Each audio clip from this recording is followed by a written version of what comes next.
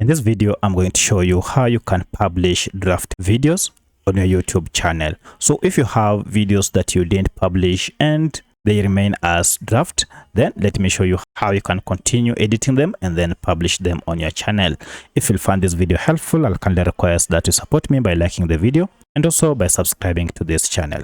Alright, so the first thing you need to do is to go ahead and log into your YouTube studio, and here I am, and then head over to content here to see all the videos that you have published and the videos that remain as draft. As you can see, I have this video that remains as draft and I like to publish it. To publish it, just continue editing by clicking on edit draft here, and this will go ahead and open the edit functions. Alternatively, you can also use this pencil icon, and if you tap on it, you'll get options to continue editing here.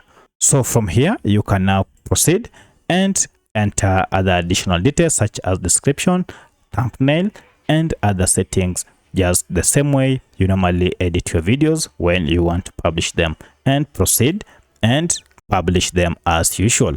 So that's how you can edit and publish draft videos on your YouTube channel. If you have any other question, kindly let me know in the comment section. Otherwise, thanks for watching and let's meet in the next video.